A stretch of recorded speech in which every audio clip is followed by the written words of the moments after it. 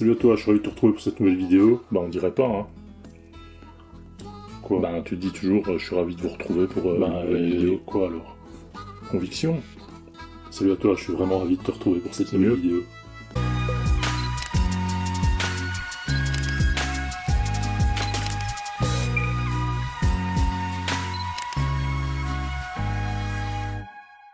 Comme tu as pu le voir dans l'intro, aujourd'hui je vais t'expliquer comment tu peux faire du clonage dans iMovie. C'est assez simple à faire, ça va pas te demander des heures, ça demande juste un peu de technique au niveau de la préparation de tes plans. Il y a différents points à prendre en compte, je te l'expliquerai en fin de vidéo, donc reste bien jusqu'au bout parce que je vais te donner différents conseils qui vont te permettre de bien réussir ce type de plan. Alors pour faire un plan comme celui que j'ai fait en intro, j'ai fait une seule prise, avec d'abord tous les éléments dans lesquels j'étais sur un côté de l'écran. J'ai fait le dialogue, enfin j'ai fait le texte, ce que j'avais un peu scripté auparavant, et dans la même séquence, j'ai laissé tourner la caméra, je me suis vite changé, je me suis tapé sur le côté, et j'ai continué à faire, donc je me suis repassé ce que je venais de dire dans la tête, et je me suis auto-répondu. C'est un peu bizarre, ça ne calme pas ma bipolarité, mais il n'y a pas 50 façons de faire. On se retrouve avec une séquence qui est ici, dans laquelle j'ai filmé tout ce qui se trouvait du moment où j'étais d'un côté de l'écran, et puis dans la deuxième partie, je me suis changé et je me retrouve dans l'autre partie de l'écran. Donc ce que tu vas faire, c'est que tu vas sélectionner le premier plan qui est celui qui va te servir de base, et je vais simplement venir ajouter mon plan dans ma timeline. Je vais sélectionner mon deuxième plan, qui est en fait le plan dans lequel je suis de l'autre côté de la table, et on voit ici dans la séquence que je suis en train de me changer, de mettre mes lunettes. Donc on va sélectionner mon point d'entrée avec la touche I à cet endroit-ci. On va les laisser aller jusqu'au bout, on peut couper un peu avant, ça c'est en fonction de ton plan. Et donc avant d'importer ce plan sur la timeline, chose hyper importante, tu vas passer par l'option recadrer.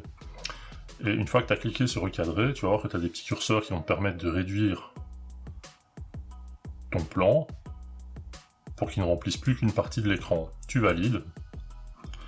Et ce que tu vois, c'est qu'il le met en plein écran, en plein milieu de l'écran. C'est pas du tout ce que tu veux, donc tu vas d'abord le faire glisser sur ta timeline précédente. Et le plan qui est là, tu vas venir le retravailler en précisant à iMovie que c'est une image dans l'image. Tu vas la redimensionner pour qu'elle corresponde à ton plan principal. Et tu vas venir le mettre bord à bord. Tu vois qu'il y a un petit liseré jaune là qui se place quand tu es bien au milieu. Donc une fois que tu as terminé ça, tu valides. Et là tu vois que mes deux plans sont l'un à côté de l'autre. Alors après tu vas devoir les ajuster pour que tes dialogues évidemment correspondent. Voilà, une fois que j'ai fait ceci, mes deux plans sont superposés, ils sont dimensionnés à la bonne taille, et tu vois que les deux plans correspondent. Alors il suffira de faire tes synchronisations au niveau du son, de faire tes synchronisations entre tes différentes phases de dialogue.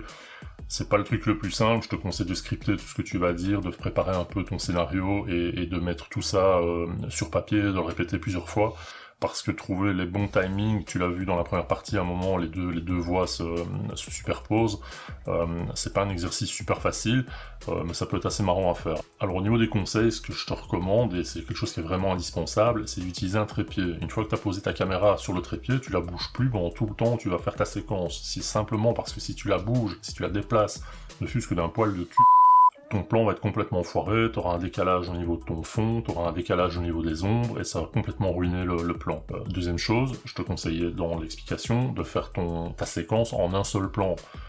Pourquoi? Parce que ça va te permettre d'avoir beaucoup plus de visibilité sur ta réalisation. Tu vas pouvoir faire des in et des out et vraiment mieux définir les différents points d'entrée de ta séquence, et ça te permettra aussi d'avoir un meilleur contrôle sur les réglages de ta caméra, puisque tu vas pas devoir relancer ta caméra, risquer d'oublier de modifier l'ISO, de modifier la vitesse, de modifier quoi que ce soit. Donc tu fais un plan complet avec les mêmes réglages de la caméra, et là tu es sûr d'avoir les mêmes paramètres partout. Troisième point, c'est hyper important aussi, c'est de mettre ta caméra au maximum en mode manuel.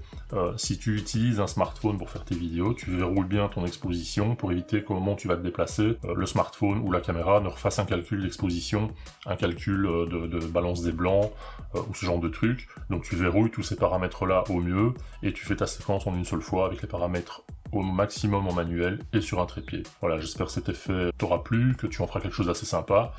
Dis-moi ce que tu en penses dans les commentaires. Si tu n'es pas encore abonné, je t'invite à le faire, et si tu es déjà abonné, je t'invite à vérifier que tu as bien activé les notifications. Et moi je te retrouve très bientôt pour une nouvelle vidéo.